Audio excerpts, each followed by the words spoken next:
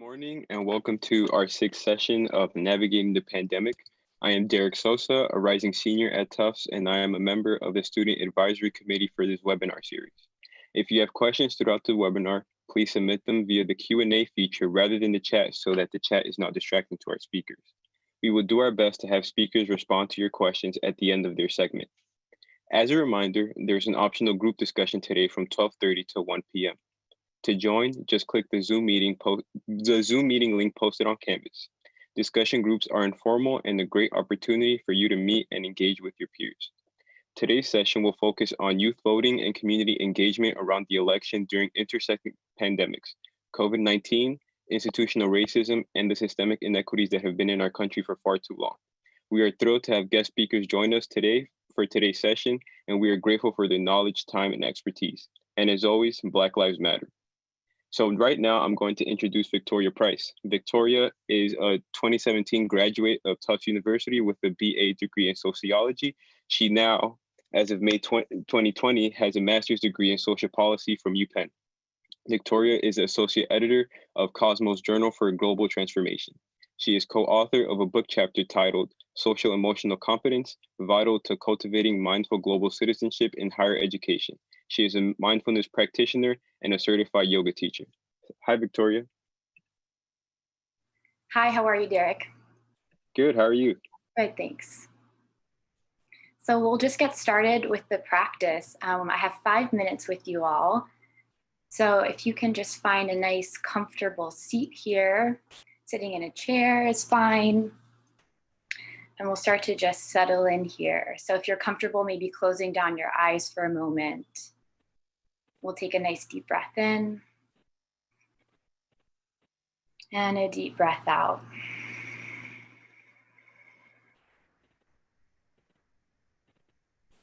Just feeling your feet against the floor, feeling your legs against the chair, maybe your back is against the chair, hands in the lap. And on your next inhale, we'll just sit up nice and tall through the crown of the head.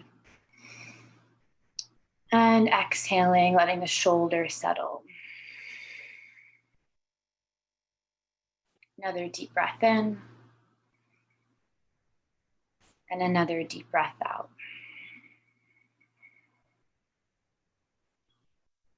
And then keeping the eyes closed here, or maybe blinking them open for a moment.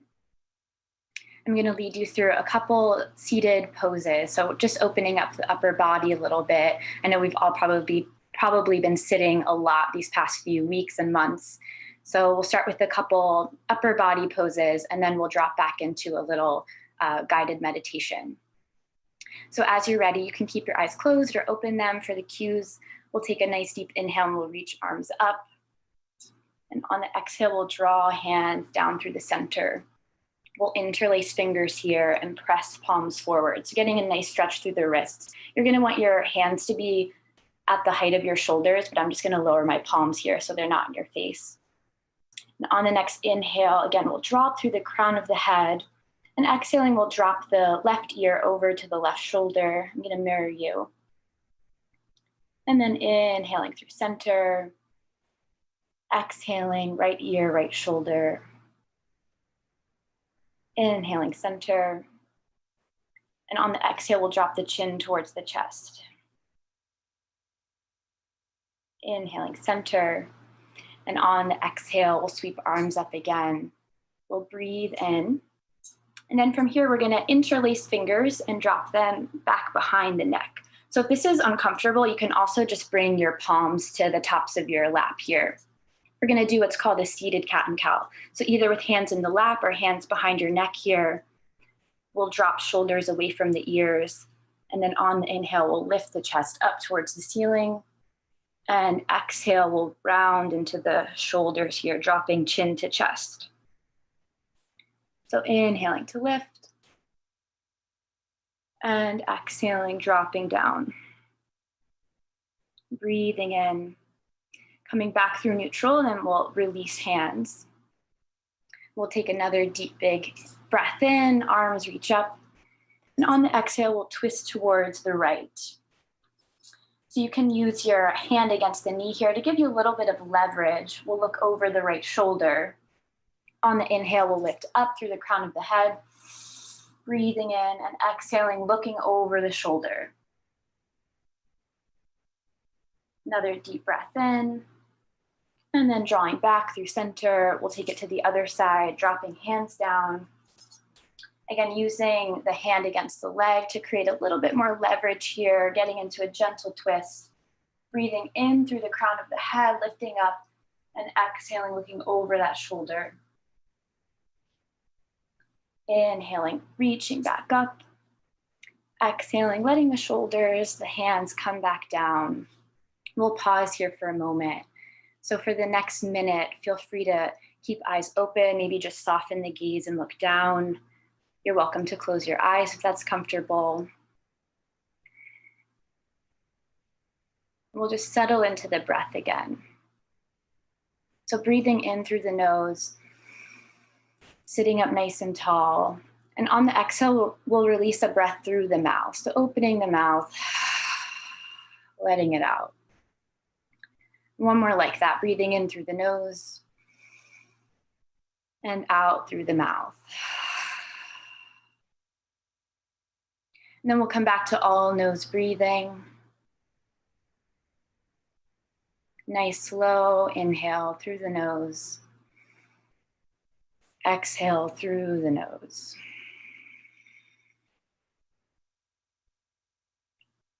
And as you continue to follow the breath here, just drawing your attention right into the center of your head, right in between the ears and between the front and the back of the head. Just finding this nice and neutral place of observance.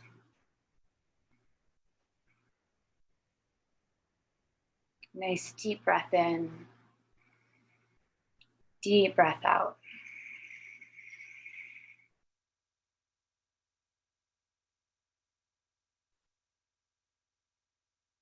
We'll take 2 more cycles of breath right here.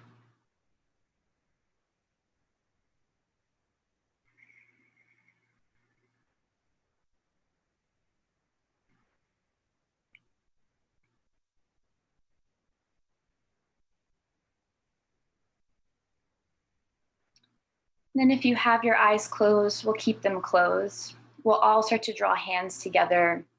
We'll start to rub the hands, making some heat in between the palms here. And we'll place fingers and hands over the eyes, the cheeks, and just bowing the head gently, maybe giving your eyes a little massage, maybe massaging the temples here. Maybe your fingers trace down the jawline. And then as you're ready, we'll start to blink open the eyes.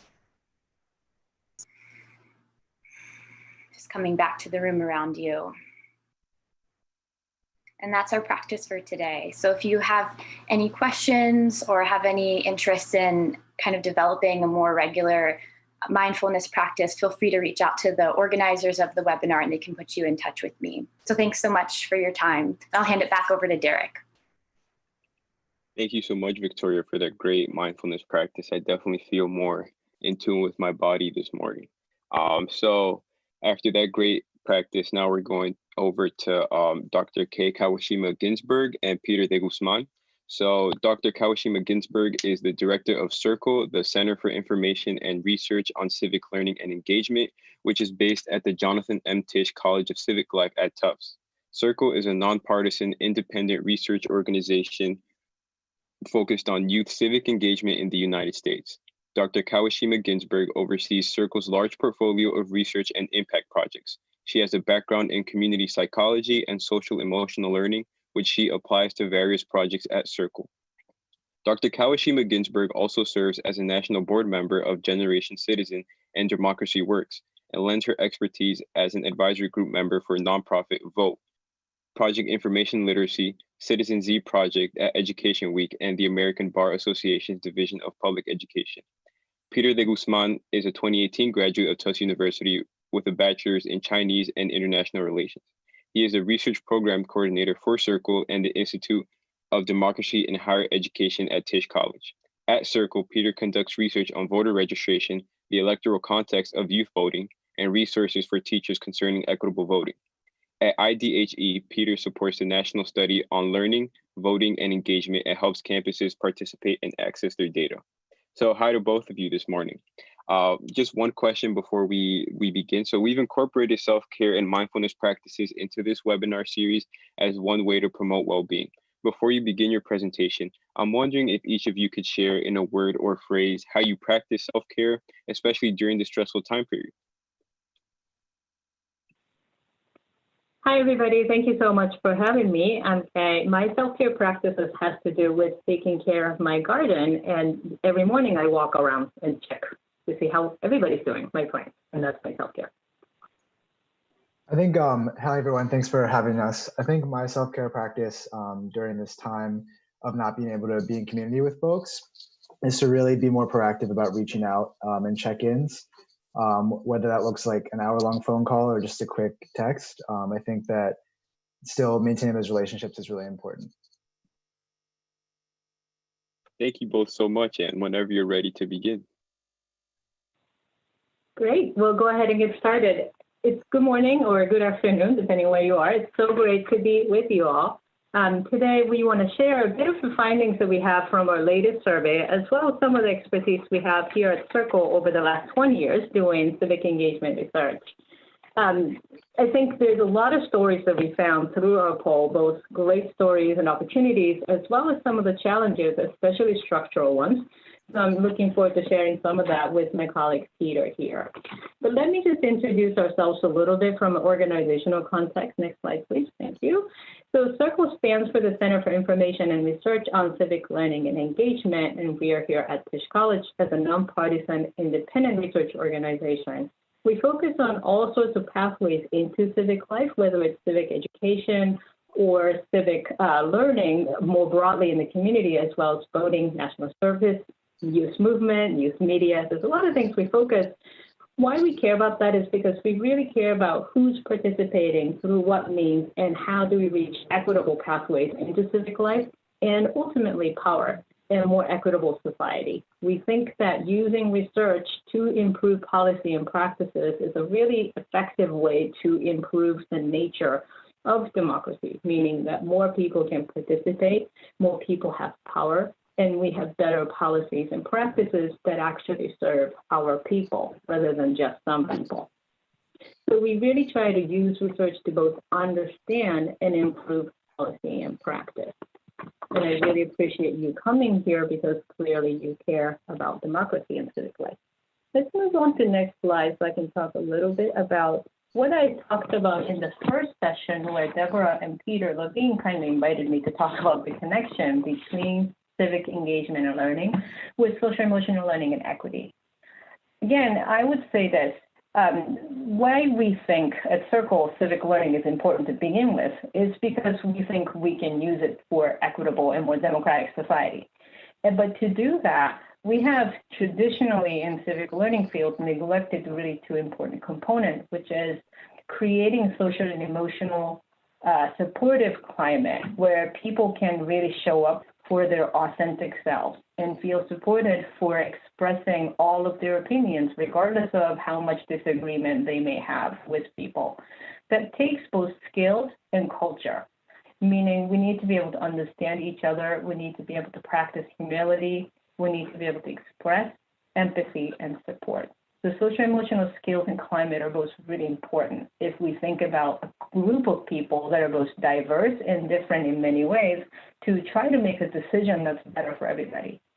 The second part of why equity is, of course, important, it's almost psychological, is that because we think we need to do the right thing, it doesn't mean that that includes everybody's opinions. So in the past, there's been amazing and tragic examples of civic action that really harms people because it didn't actually include equity as a front end of the goal. It can actually help people hoard power by civic engagement instead of sharing it. So we think that principle of equity, which is that in order for us to get to a society that even the US Constitution says freedom and equality, we need to actually use equity strategies so that we can right some of the wrong we've done by redistributing the power that we don't currently do well. So equity is one of the big principles that we need to upfront include before we think about civic action. So we can move on to the next slide so we can talk about our most recent poll. So as I mentioned earlier, we've been doing this for 20 years as a research group. It's 20th anniversary next year. But we've done the youth electoral poll for the last 8 years or so, every other year. And we think it's really important to keep doing that because, again, we really think that research and data is an important tool for reaching better society. But this year in particular, we thought it's really, really important to understand how young people's lived experience during election year can impact their participation, how the society and media view young people and what they are and aren't doing, and identify some of the barriers that can actually prevent young people who want to participate from participating. So inequitable youth information access, one of the focuses, but also really understand the impact of pandemic on young people, especially of different background, was another important focus this year. All of that is really focused on trying to make sure our data can be actionable so that young people's voices are heard now, their priorities are identified, and if there are structural barriers that exist, there are people that can address that in the next few months before the election happens. So we try to do a poll before the summer really gets going. I'm going to hand over to Peter now so he can talk a little bit about young people in elections. Great. So as Dr. Kawashima Ginsburg mentioned, youth really do influence elections. So what we have here on this slide is a chart of states in which the number of votes cast by young people in the 2016 presidential election was larger than the ultimate presidential margin of victory. So many of the states on this slide, such as Michigan, Maine, Arizona, and Pennsylvania, among others, are featured on our 2020 Youth Electoral Significance Index, which is an index that details elections this year in which young people can have a really decisive influence on the outcome of the race. And this really ties into some of the questions we're asking around equitable participation. So for two of the states pictured here, Arizona and Florida, youth of color make up over half of the potential young voters in the state. And in Michigan, where the presidential race was won in 2016 by only around 11,000 votes, there are over 250,000 Black youth.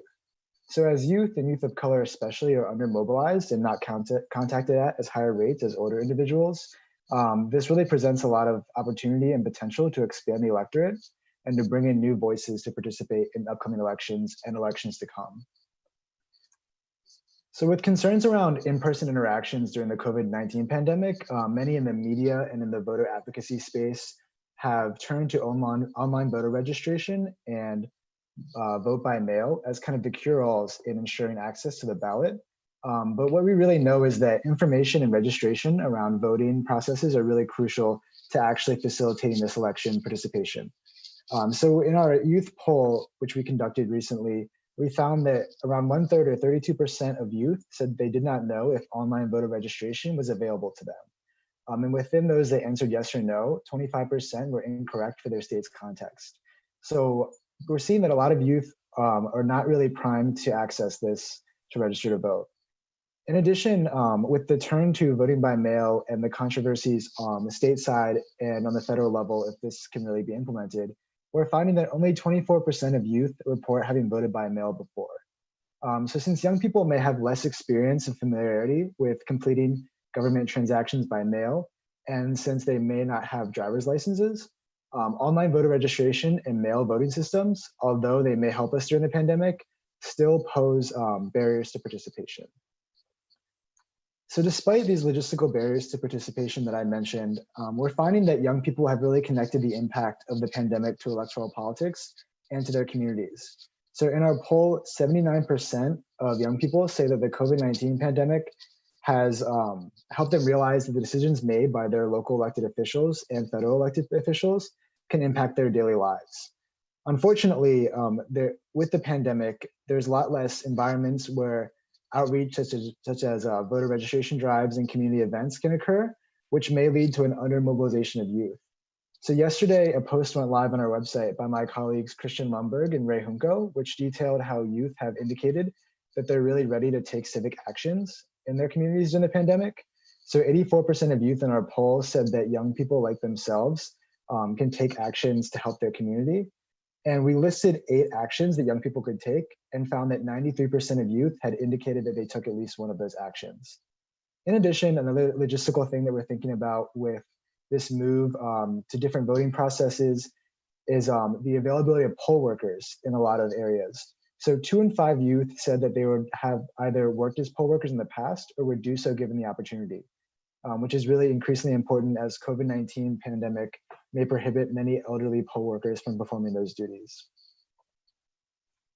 So one question we asked in our poll was regarding favorability of government. So we asked, has the COVID-19 pandemic made you feel more positively or more negatively about each of the following: the role of state governments and the role of federal governments? So I'd like to take a moment now for people to comment in the chat what they think the most common answers were to these questions.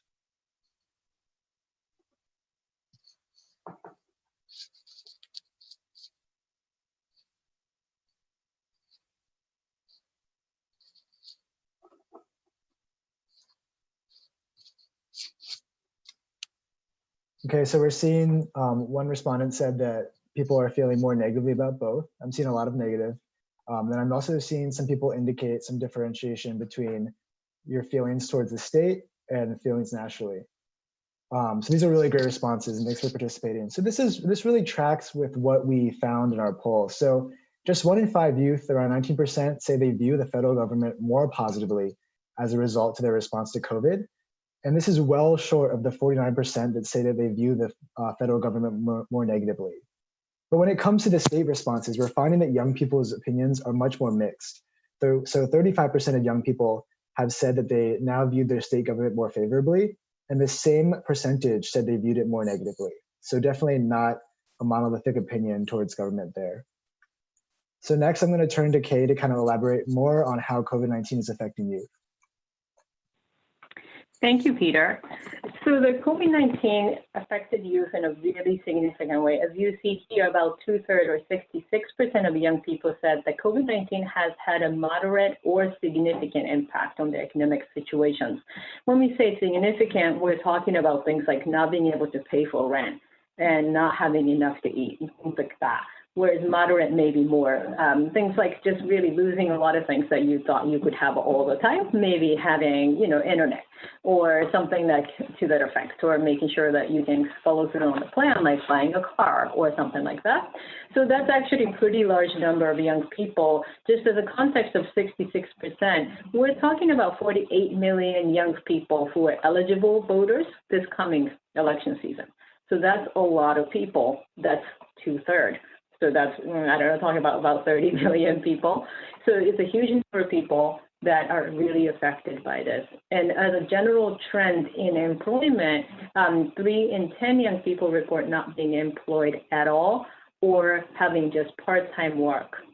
And that's also another trend in labor market generally, as many of you already may know. Young people tend to be most affected by any economic downturn. They tend to be the most junior employee in a lot of places, especially this generation of young people who are engaged in what's called gig economy a lot. So that might mean driving Uber and Lyft, for example, or having kind of a contract work all the time that is related to their skills, but not necessarily belonging to a company per se, but these are the people that are let go faster. And I think Peter can talk a little bit more about the difference by different groups on how this affected.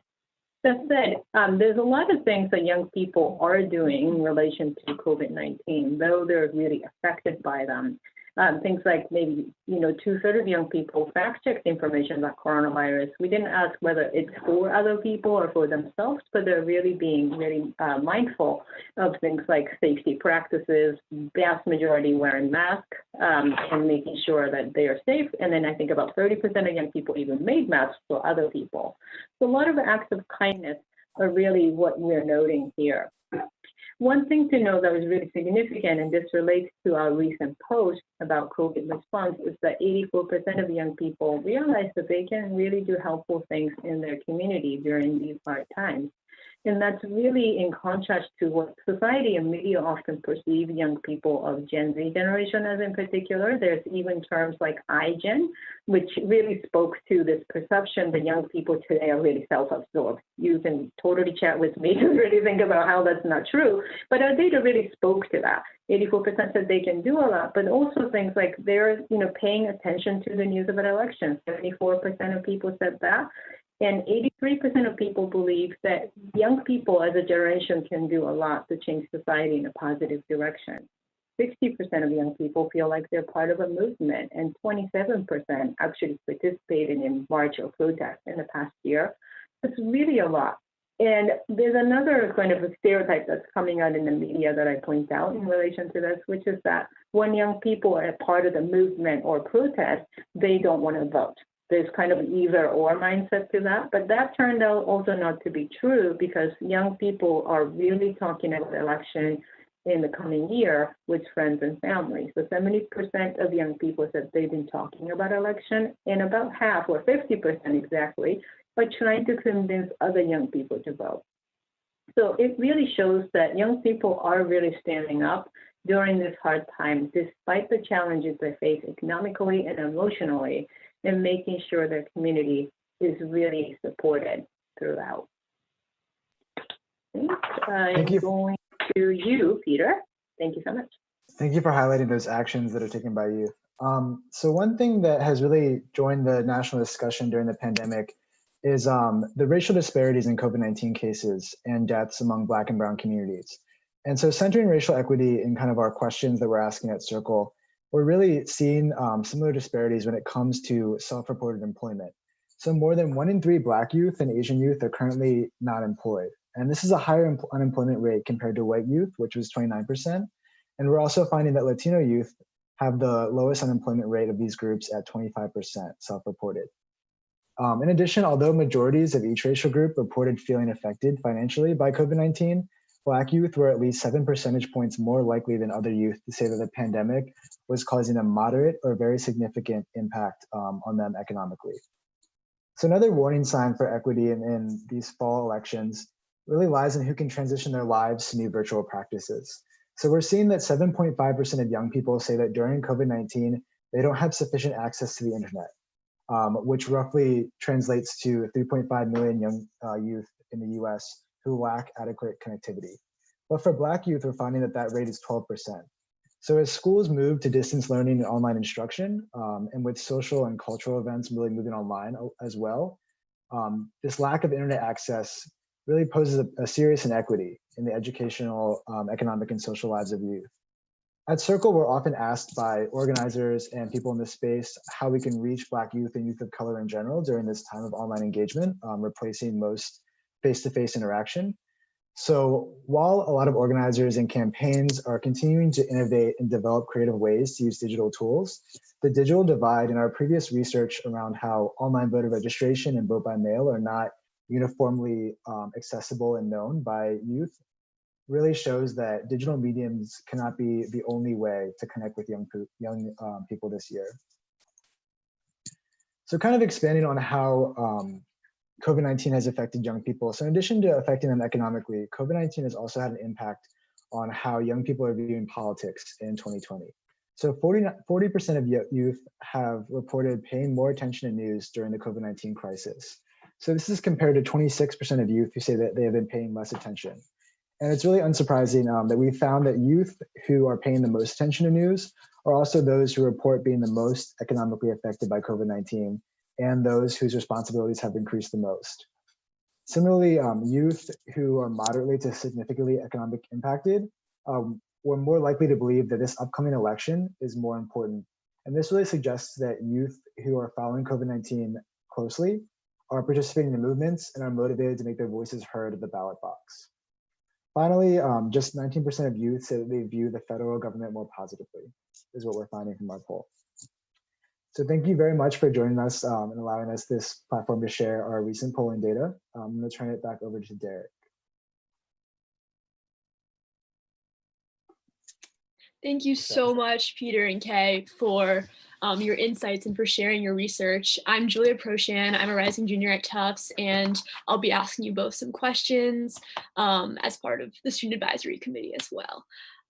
So in the meantime, feel free to submit your questions into the Q&A, but while we wait for those to come in, I wanted to ask both of you, how can we as Tufts students help eliminate some of these barriers to voting and amplify the voices of underrepresented communities that you guys have been discussing? I would like Peter to speak to that because he has direct experience with this at Tufts. I think that a lot of the issues, there are definitely cultural things we talk about around getting voting as part of the culture and creating a culture of dialogue. But I think that a lot of the barriers that we're facing right now are logistical, right? So a lot of people don't know how to vote remotely, don't know how to register to vote, and what is really available to them. As we're seeing from our polls, even in states where people may have that option available to them, they're not aware of it. So I think that having these kind of discussions with your peer groups and these kind of connections, and also publicizing that information. We're seeing youth use social media very creatively. So I think that taking advantage of the platform and the youth voice is very important to spread that access. I totally agree. And another thing that we heard from a wonderful organizing leader yesterday that I thought was really interesting at the panel was that because they're having to do these things online, there's actually lower barrier to asking basic questions because sometimes it's really embarrassing to tell another person, like, I actually have never thought about registering. I have no idea what the polling place looks like. I don't even know how to mail anything. Now that the online community is available and somewhat anonymized, sometimes people feel better about asking these questions. But I think asking explicitly to ask those questions is, I think, really important. Another thing that we talk about a lot here at Circle is actually for both college students and high schools too, to really think about preparing voters before they turn 18. So sometimes it's about, as a student that's in their 20s, talking to their siblings and cousins actually. And sometimes it's about encouraging high schools to do more, like letting young people lead a voter registration drive and making sure they're connected to the resource where they can actually get information about voting and registration, such as county election office, to make sure they're prepared, but actually give over the leadership to young people. Thank you. And just to follow up, so it seems like a lot of young people are beginning to really believe in the power of their vote. But specifically, what kinds of policies are we thinking about when we're voting, especially in the wake of COVID? So how can we utilize our vote and our voice to ameliorate some of these disparate impacts that we've seen? So it's actually so many different things, and there's almost sort of a different things about national issues and then local issues, which are really coming to the front of a lot of people's mind, both because of the racial justice movement and because of COVID. I think this is when sort of young people's awareness of the role of city and county and state government became really clear. How, for example, in my city of Lowell, we have multilingual residents.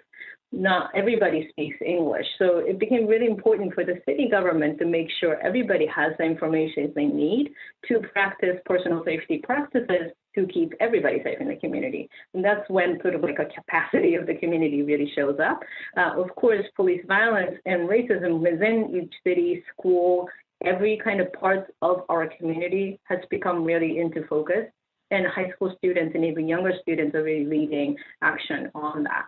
So I think people now have different reasons to vote, and we don't have sort of one issue that we can recognize as the issue of young people. That said, in our national poll, when we asked young people to mention top 3 issues, things like climate change and environment, racism, and actually affordable family health care came as top 3 issues across the group, though there were different variations in how much different people from different racial and ethnic backgrounds emphasized. Peter, do you want to add anything to that? No, I think that was a really great summary. I would just add that often we think about issues and youth movements as monolithic, and we've really found that it's far from monolithic, right? So there are so many different issues that youth are focused on. And I think now we're seeing with the results of our poll that youth are really tying the political to their home communities. So I think that with rise in advocacy and calls for racial justice and reform, we're seeing so many more issues really flood the national discussion and the local discussion. Great, thank you both so much. We have a question from the Q&A. Ella McDonald is asking, how do you think many schools not opening in person in the fall may affect youth voter turnout in November? And what are some strategies we can use to reach college age voters under COVID? Yeah, so I am really worried about that. We ran a big study of voter registration and track it in some ways. And then so people in this kind of field of voter registration is quite worried about sort of how already the field group, including college students who have always done a great job in the past, are not being able to be at like a table in a cafeteria talking to their friends. And those are really important means of making sure people are onboarded. So I think in a way, the adults are a little bit worried and not really sure what to do, especially with college campuses, because we're not the native people of the college campuses, right? We don't have the cultural familiarity, we don't have the expertise.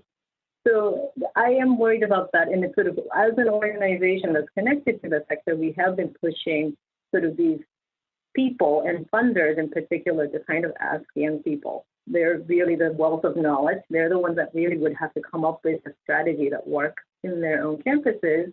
What's important is that we actually give them that authority. But I think that still continues to be a real challenge. Just to say another thing that's been concerning us is actually the address issue. So if young people are kind of coming from out of state or even out of county and then trying to register to vote in November, they may not know exactly where they're going to be in November. So there's a lot of confusion about sort of from where should I be requesting ballots from, and then where should my registration address be?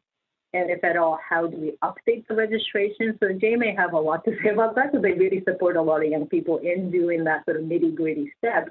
But at the university and colleges, college administrators may not even be sure how to do that because different states have different rules. So really kind of translating those really public but kind of complicated policy-related information to something that students can actually understand and use, I think is a really big priority.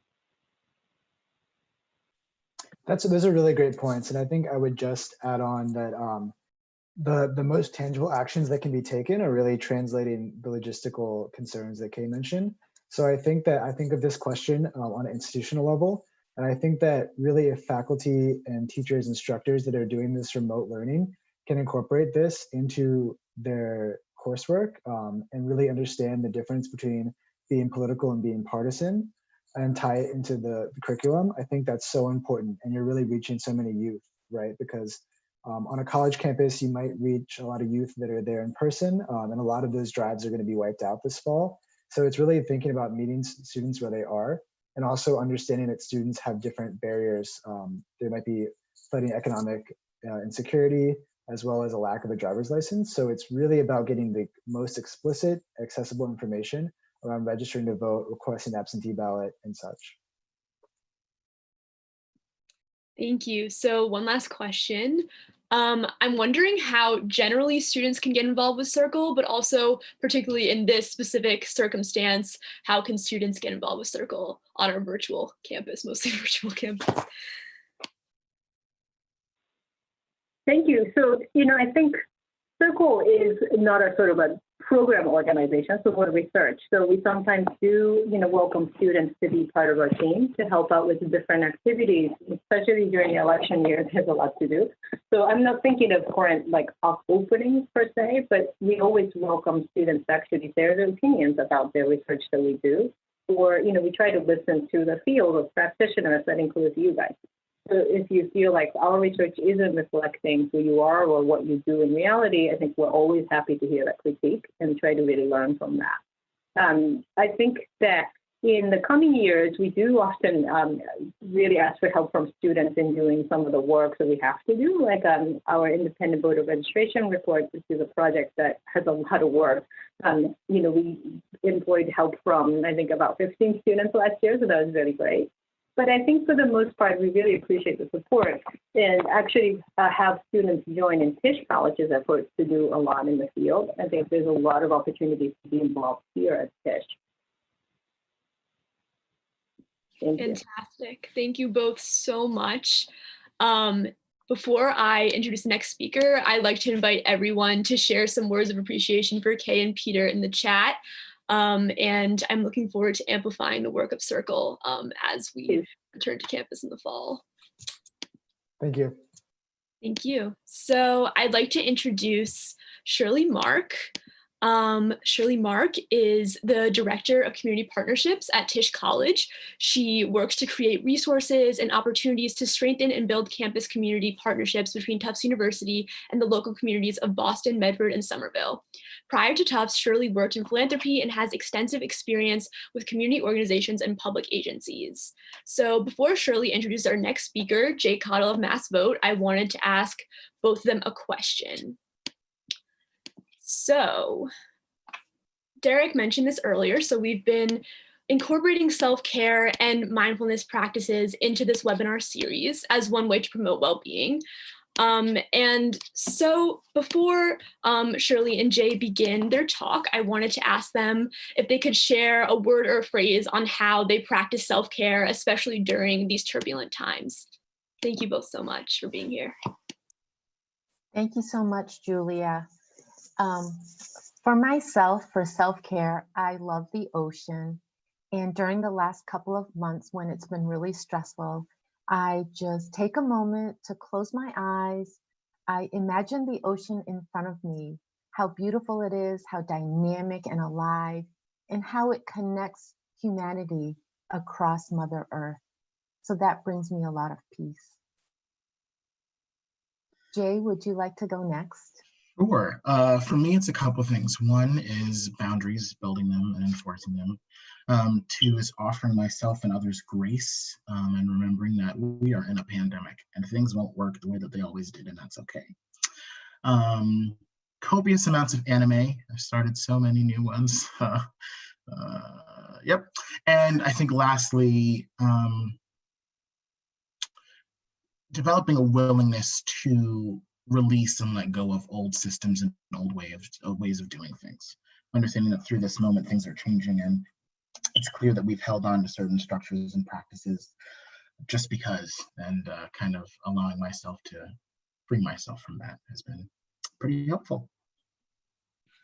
Thank you both. I'm really looking forward to hearing from both of you whenever you're ready to begin.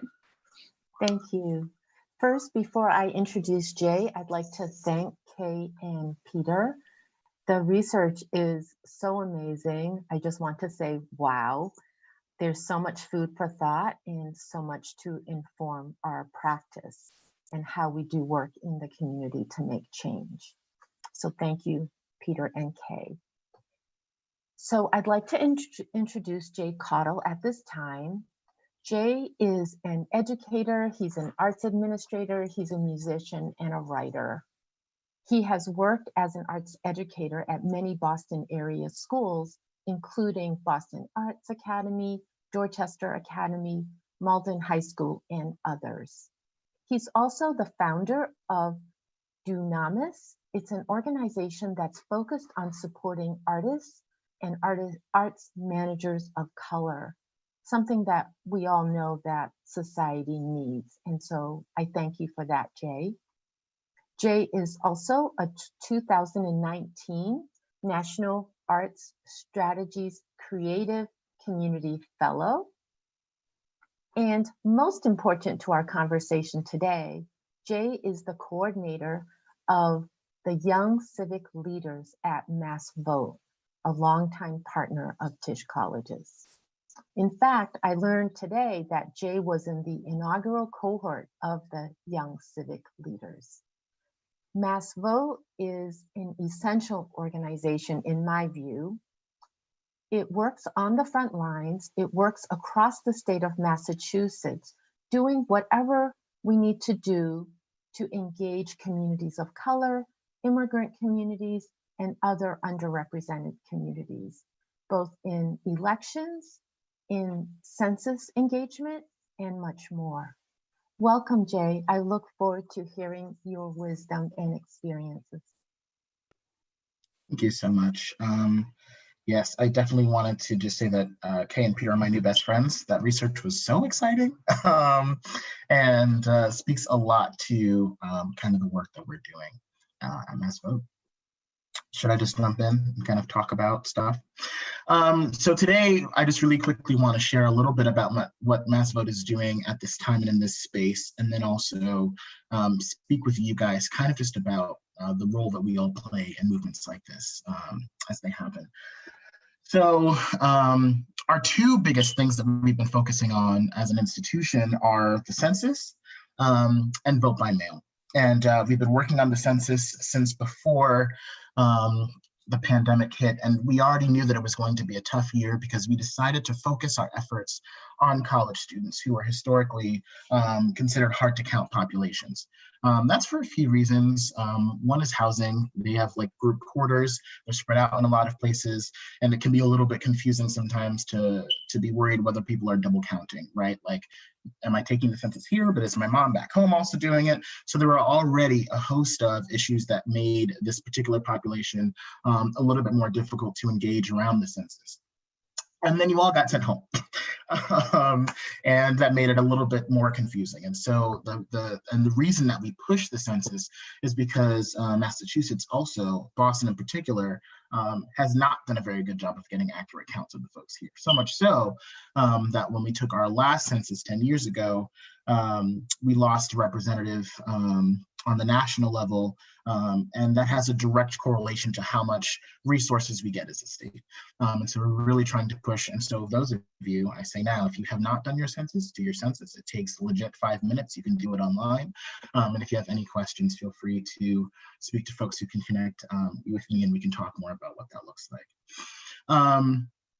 Now there's also vote by mail. So now that this pandemic has come, we've been asking for safer ways to have folks engage with this election. And we've done a couple things. We've expanded early voting. So this is already an early voting year, and early voting typically allows for folks to vote 1 to 2 weeks before an election. And that typically only happens for November elections. This year it's been expanded to include the primaries in September. And so the rest of this year, the rest of our elections will work early voting. What I love about early voting and why it makes sense for this moment is, again, voting is spread out over 2 weeks. Sometimes that includes weekends. And there's also a lot more freedom about where you can go to vote. So typically on election day, you have one polling location, or you can go to City Hall and that's it. But with early voting, there are different sites that are set up everywhere. Maybe it's closer to work, maybe it's closer to your friend's house, whatever. It kind of gives you some more freedom on where to connect. The second piece of making these elections more responsive to this moment was vote by mail. And how it works, and it was not how we wanted it to work per se, but how it works is that everybody who is registered to vote right now was supposed to, I'll talk about that briefly, be mailed their ballot applications this week, specifically, today, actually, it's supposed to be done today by the Secretary of State's office. And from there, you would receive an application, you fill out your application, you send it back, they send you a ballot, you fill out your ballot, you send it back. We thought that doing it twice made it more difficult and made people less likely to engage. And we said, just send them the ballot, just automatically send everybody the ballots. That didn't work out. Right now, MassVote, our partner organizations and 7 individual citizens have actually sued the Secretary of State because in the vote by mail law that was passed, there was a mandate that those applications go out today. And that was not done. And the talk and discussion is that there's a money issue, whatever. And so as we start talking with colleges about how elections will work in the fall or how voter reg will work in the fall, Kay and Peter brought this up, we're wondering how colleges can engage around this. And one thing that we realized is a lot of students register on campus, which means that when these applications go out, schools are going to be inundated with all of these applications, and there might not be students there, et cetera. And so as we think about how to respond as college institutions and as college students here, there is a lot of information that has to go out and go out quickly to make this all make sense. So one thing that we're asking folks to do is to update their registrations if they have not already. If you are registered on campus, but you know you're not going to be there and you don't have access to that physical space, then maybe you should register at your home. If you want to, and the other part is colleges have to now have these conversations and figure out how are we getting these applications to our students. So there is no simple answer there. I want to come in with hope. I'm the hope guy, but this is a very complex issue and it's unprecedented. And so I think everyone deserves a little grace here. But that is most definitely something that we're trying to figure out. One piece of research that we're doing is figuring out how colleges and universities can systematize civic engagement practices. So how can you make sure that you're getting your students registered? How can you make sure that you're getting your students to vote? How can you make sure that your students are filling out the census? We find that a lot of these efforts sometimes are led by student groups, or sometimes one person in one department cares a lot about this and they'll reach out to us and that's how it works.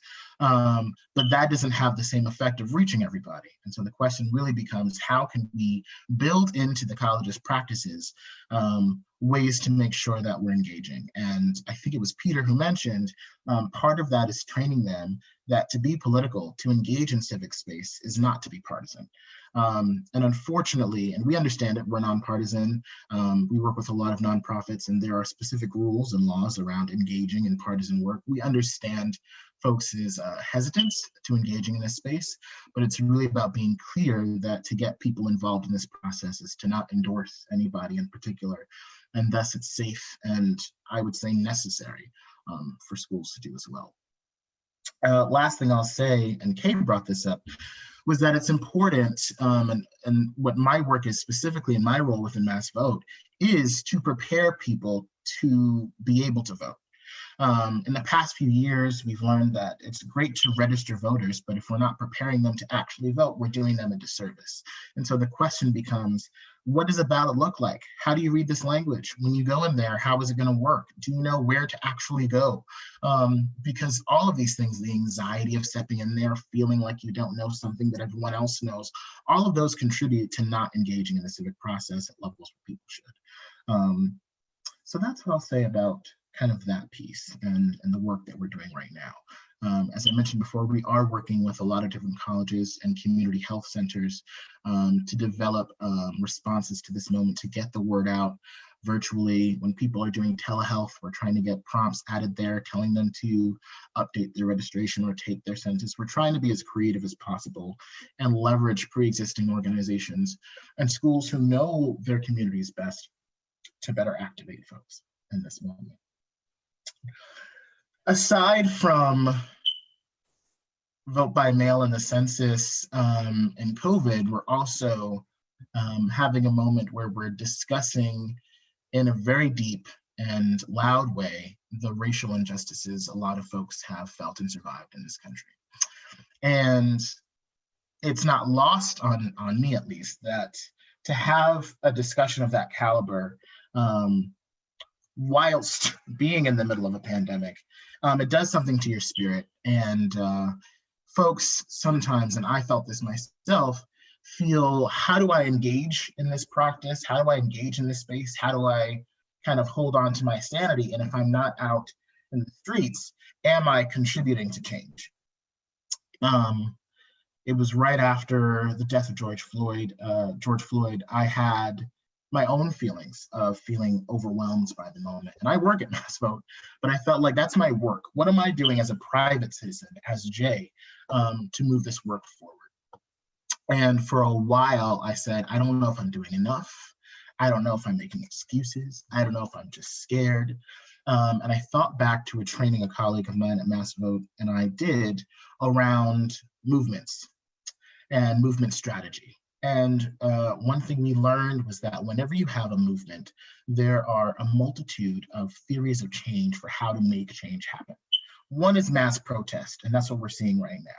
Going out there, rallying, and that's really great about getting people to pay attention to something specific. Another theory of change is inside game, and that's what Mass Vote does a lot. It says, how do we use pre-existing systems like law, like people, how do we change those to make change happen? Another piece, and this is what the YCL program does, is personal transformation. We can't change things until we change people, because people believe in these and people perpetuate these systems. And until we change the people, that won't change. Another is organizing. How do we mobilize people to develop specific actions? And another is alternatives. How do we say what we want this to be? How do we want it to be different? How do we imagine better?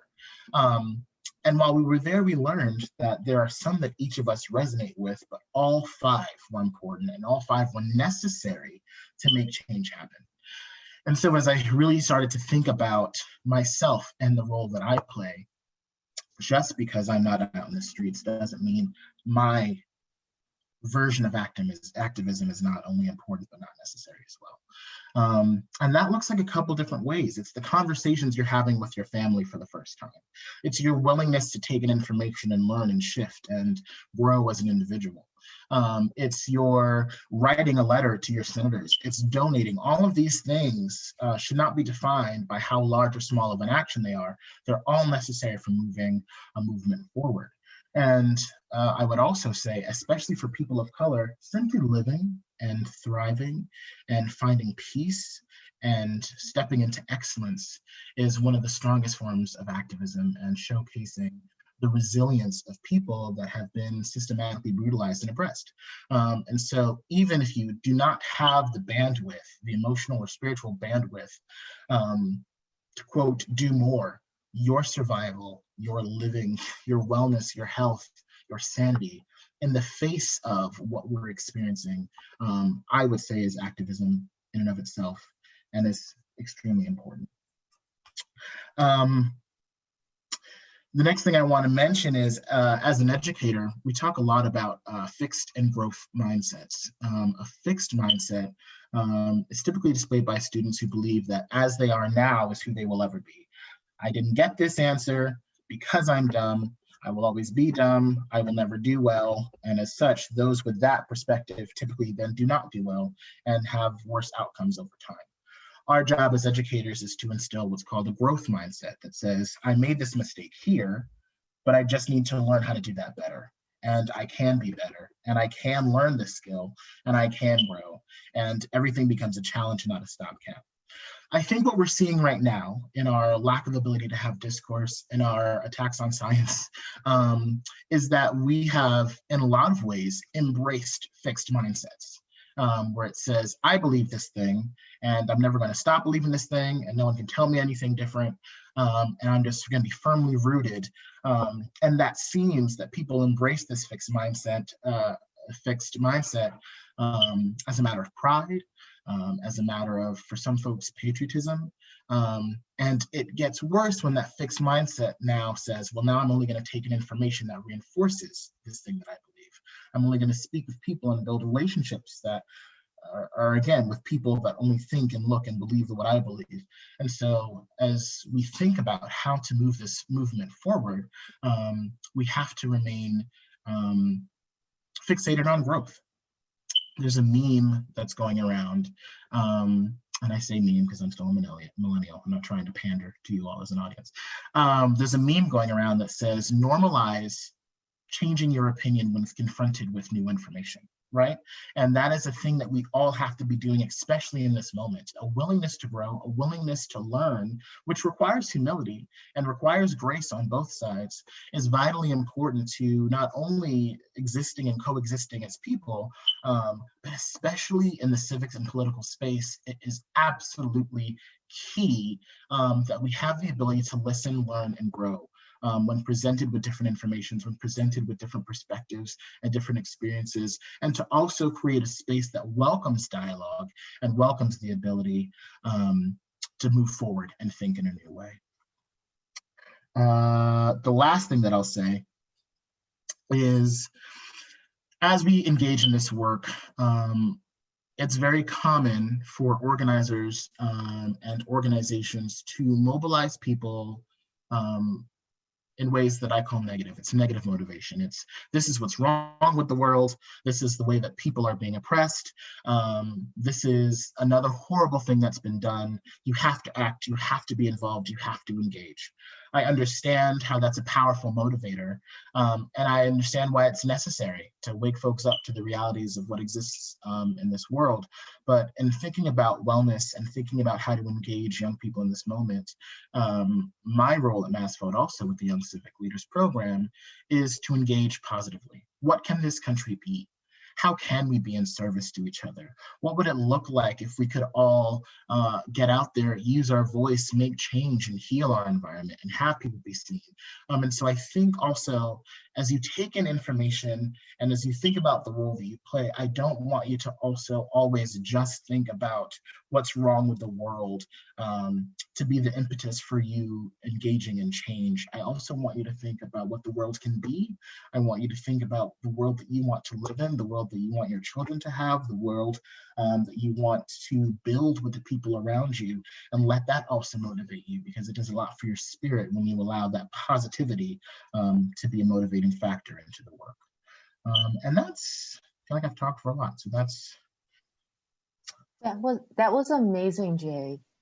I loved your framework.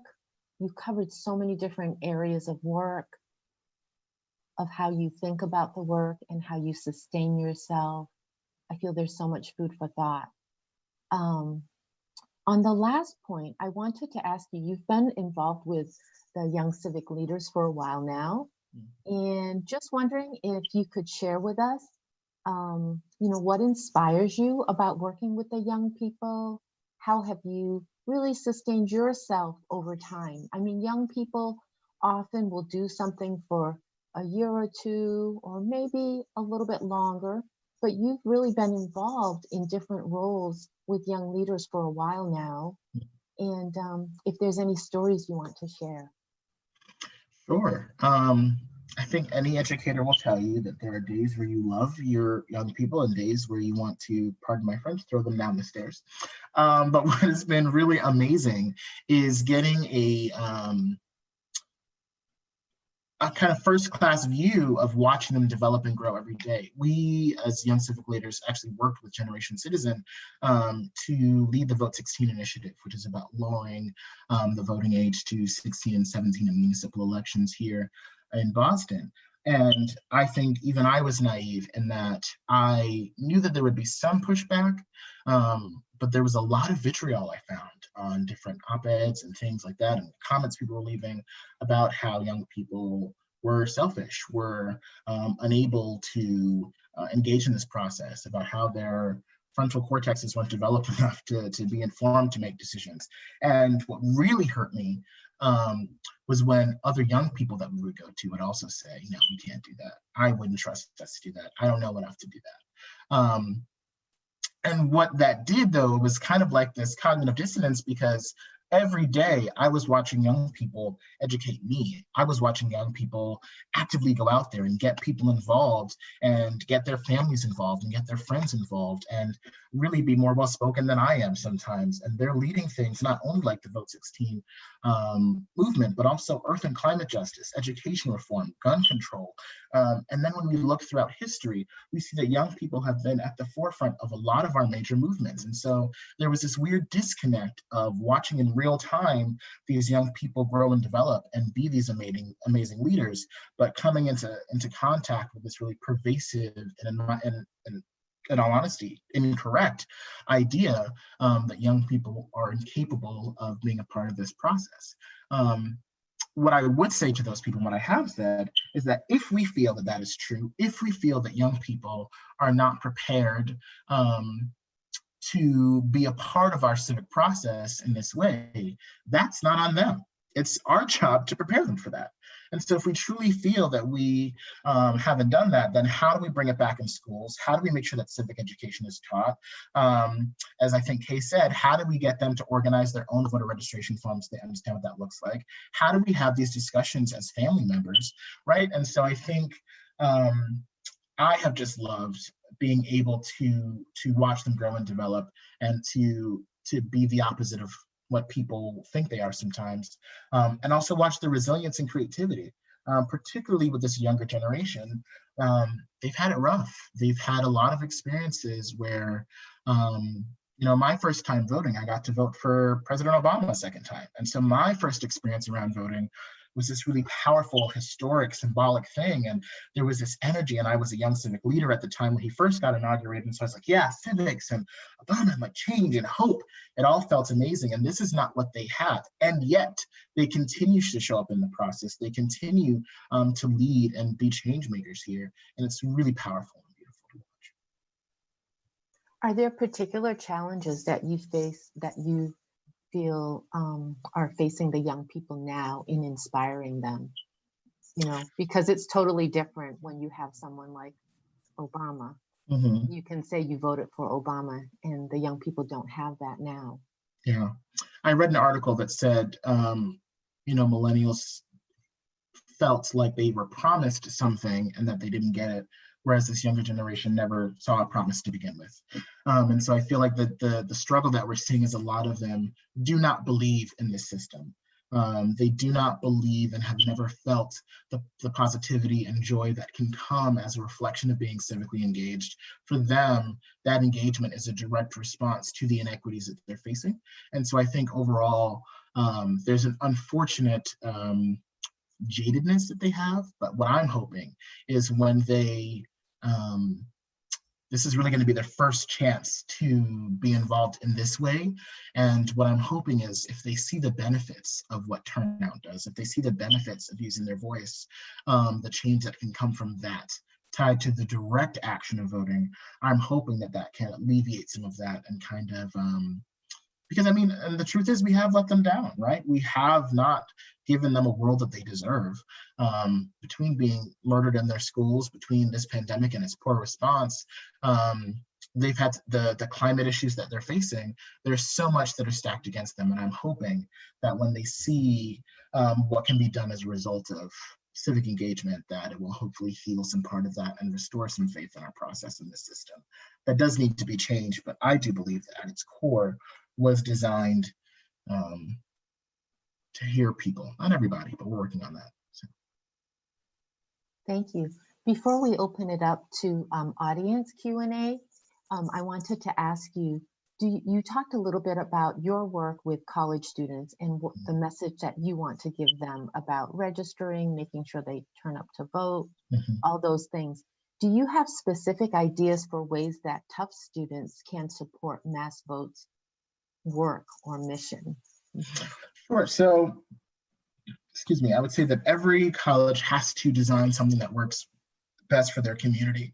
And for us, our role is to create educational materials and tools, and also work with schools and universities to figure out how best to adapt it for their own communities. So one example I'll give is last week we had a talk with some colleges in the Fenway area. Their basketball teams came to us and said, we want our basketball teams to go out into the community and do some stuff. And from there it became, well, we're going to make videos that we can share with our campus and kind of those things. So I would say right now, it's about who are the people in power at your school who can systematize some of this. And then yes, how can we work together to develop strategies that are specific to your school to move forward, especially in light of the fallout of what this pandemic is going to do in terms of who's present and who'll be able to vote and whatnot. Thank you. Should we open it up now to, should I give it to Abigail now? You're muted. Hi. Hi, Shirley and Jay. Thank you so much for joining us today. I'm Abigail Alpern-Fish, and I just graduated from Tufts in May, and I'm a member of the Student Advisory Committee for this series. I'm opening up the Q&A. If you have any questions, please drop them there. But I first wanted to ask you, Jay, if you could talk a little bit more about how MassVote has been responding to COVID-19 and how also that has impacted the Young Civic Leaders Program and adjustments you've had to make. Sure. So we did go remote, and what we do is every week we have virtual phone banks that we've been doing for folks around the census, and as well as starting this week around vote by mail. We've been still trying to activate our volunteers in that way. We're thinking through digital strategies. around voter registration in particular, since that's something that we know is going to be difficult to do in person. And so we're looking into partnering with an organization called TurboVote that builds kind of a unique link that we can have, so we can also be tracking who is registering and who's actually going through that process. We've developed in the last year and a half an initiative called the New Voter Engagement Plan, the New Voter Initiative. And basically every time someone registers through us, they kind of get put into our system. And to my point earlier about preparing folks to be able to vote, they get a quarterly mailing. And the mailing is different each season, and it talks about a different aspect of voting. So one might be in March, who's your representative? Where's your polling location? Another one is, this is everything you need to know about the census. Another one is, this is everything you need to know about vote by mail. And then we'll also follow up with some phone banks there as well. So I'd say that's a bit of how we've been responding. Unfortunately, with the Young Civic Leaders Program, we did have to shutter it in April, but we're excited to bring all the young people back in the fall. And obviously, as Courtney, I've still been in contact and found ways to keep them engaged. But yeah, I'd say that's how we've been kind of responding in this virtual age. Thank you. I also have a question from the Q&A from Mary Reynolds. How have you seen civic engagement among young people change in recent years, and what changes would you still like to see? I think that there's obviously been an increase around their participation as a direct response, as I mentioned before, to gun reform, climate change, and now this racial justice movement. I think education systemically sometimes likes to spotlight those students we perceive as special, and so we give them a lot more attention and we put them there. But I think every student has the potential to be exceptional, and I think we have to think more about how do we engage every student around this, so they feel empowered enough to engage in these movements as well. Two, how do we bring civic education back into schools in a robust way, so that they understand how to be a part of this process or understand how this process works? And three, I think we talk a lot about, quote, cancel culture, and I understand where it comes from, and I understand the need to admonish those who are speaking from a place of ignorance and from a place of sometimes hate. But I think we need to, and this goes back to fixed versus growth, we need to start being willing strategically and case-by-case basis to not throw people away, but help figure out how we can do better, how they can do better. And I think we need to start to begin to engage in those conversations about, why do you feel this way? How do we have a healthy conversation? And again, that's a tough one because there are folks who are fixed in their mindset and don't want to give that grace on the flip side. But I do think that just as a practice, we have to stop throwing people away. And we do have to start thinking about how to engage in conversation and move closer to getting on the same page. Thank you. Do we have time for one more? I was wondering if you could talk a little bit about your work as an artist and arts educator, and how you're using those tools of art to encourage young leaders and students to become more civically involved. Sure. First, I sing at them a lot, and I sing a lot in the office, just, add a little bit soundtrack to the work that we're doing. But two, it's about how do we bring creativity into the work that we're doing, and it goes back to also that positive motivation. So we've developed a new partnership with Mass Creative. Mass Creative is a nonpartisan art advocacy that works statewide, and we've developed the Create the Vote initiative. And that asked a couple questions. One, it was how do we engage arts audiences and artists and arts managers in civic life?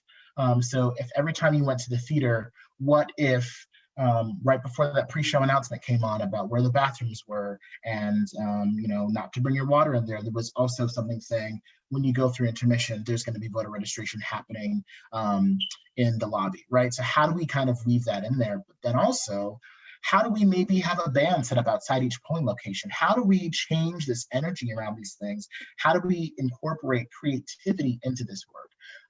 Just because things have worked one way for a long time does not mean that they have to. And especially as we're trying to cut through the noise and reach young people and get them involved in this process, we can't do what we've always done. We have to employ creativity to be responsive to this moment and to get people to be excited to be a part of this process. And so that's kind of the soapbox I've been on as the resident artist in the room and in the office, and the work that we've brought to the Young Civic Leaders is how can we more creatively engage in this process and get people to come to the table. No pressure, but we also have a request if you'd like to sing spontaneously next. I have not warmed up. It is too early in the morning. I will send you guys some YouTube links. Yeah. Well, thank you so much for joining us today, both you and Shirley. We've really appreciated your involvement with the series, and I invite everyone to write some words of appreciation for both Jay and Shirley in the chat. And yeah, thank you so much, Jay, for just participating and sharing more about how Tufts students can become involved with getting more young people to vote and change our future. Thank you so much. You guys are great. You've been doing great work. So I'm very excited to see what you guys will continue to do. Thank you so much, Jay. I just want to echo that and wanted to say that Mass Creative is also one of our partners, and they always host a few Tisch Summer Fellows every summer. So I'm really happy to hear that you're working with them. They're some of my favorite people. They're really exciting, and I'm excited about this initiative. Thank you so much, Jay. Thank you, Shirley, for being in conversation with Jay, for your excellent questions. To Abigail for your great questions, and to everybody who has participated in this really excellent webinar. Kay and Peter, to Derek, Victoria starting us off, and Julia asking excellent questions, and Victoria starting us off with the mindfulness practice. And Jay, I've already sent you a text to see if you might be interested in joining us in the last session that's focused on art and social change. So, if you're open to that and warming up and joining us, then we would really love that. So thank you so much. Would you be open to that? 100%. Oh, that would be great. That would be such a gift. So appreciate just your wholehearted, ways that you brought your full self to this session today, sharing your perspectives. It's very, very inspiring. So we're really, really grateful. And so for everybody who is here today, thank you so much for joining us for our 6th session. We have 2 more sessions left of this webinar series, and we hope that you'll join us again next week when we're going to be looking at the impact of COVID-19 and the disparities that we have seen and experienced, what this means for many communities, ways that we can be involved, what this means for our democracy, what are the strong emotions that come up for us in this time, and how can we manage and navigate those emotions to really in service of helping us to be ethically minded, engaged civic actors in developing that sense of developing our civic identity and joining others and being involved. So we have a really great lineup of speakers. All of that information will be posted on the Canvas site. And later today, we will post a link for a survey to get your input on the session today. So we really hope that many of you will participate in that survey and complete it soon. Your ideas, thoughts, questions are considered and have really helped us all along to make changes along the way, and we've tried to be responsive. And that will continue for weeks 7 and 8. I also want to remind all of you that there is a breakout discussion group happening today at 12:30, from 12:30 to 1. The link is on the Canvas page. So this is open to all students who are registered through Canvas. And so we look forward to that and hope many of you will join us. So again, we thank you all so much for joining us. And again, Thank you to our wonderful, vibrant panelists, to the student advisors, Shirley for joining us and being part of this conversation. So thank you, everyone, and we will see you next week. Bye.